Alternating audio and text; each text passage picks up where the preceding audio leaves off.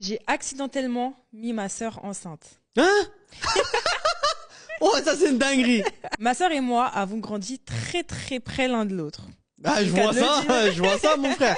Nous avons le même âge, j'ai 22 ans et elle 25. Ce qui nous a permis de vivre beaucoup de choses en même temps. Mhm. C'est pourquoi nous sommes devenus très tôt les meilleurs amis du monde. Ok.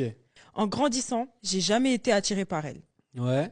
Je crois aussi qu'il est utile de préciser que j'ai jamais eu de fétichisme frère-sœur, Ouais. ni de fétichisme de l'inceste. Bah là, tu l'as maintenant, arrête, hein. Et après tout ce qui s'est passé, c'est toujours pas le cas. Bah ouais, c'est ça, ouais. Il y a 3 ans, j'ai commencé l'université et j'ai déménagé dans une autre ville. Ok. Quelques semaines plus tard, le petit ami de longue date de ma sœur lui a demandé de l'épouser. Environ 7 mois plus tard, j'ai pris l'avion pour rentrer chez moi et voir ma famille pour le mariage de ma sœur. C'était l'un des plus grands jours de ma vie. Voir ma meilleure amie épouser l'homme de ses rêves.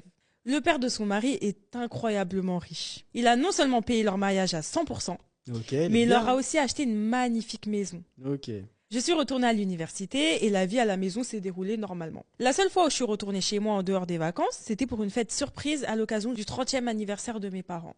Ouais. D'habitude, quand je rentrais chez moi, mon père venait me chercher à l'aéroport et je restais chez eux dans une chambre d'amis. Mais comme il s'agissait d'un grand secret, c'est ma sœur qui est venue me chercher et je suis restée chez elle pendant les 5 jours où j'étais en ville. Ok. La fête était géniale et tout s'est très bien passé. Il y avait beaucoup d'alcool Je Et j'ai savais, je m'y attendais à ça. et j'ai bu. Mais ça n'excuse rien, mon gars. La fête s'est terminée vers 22 heures.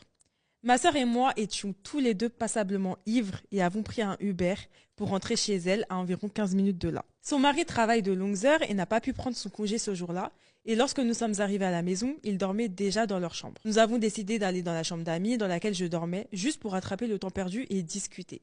Nous avons bavardé pendant 1 heure et demie. Nous étions tous les deux ivres et il commençait à se faire tard. J'avais envie de faire pipi et je lui ai dit que je reviendrais tout de suite. Je me suis donc levée, je suis allée dans la salle de bain et j'ai commencé à faire pipi. Mhm. Lorsque je suis revenue dans la chambre, ma sœur riait. Je lui ai demandé ce qu'il y avait de drôle et elle m'a répondu « J'ai réussi à passer 22 ans sans voir ton... » Ouais, j'ai capté. Ouais, j'ai capté.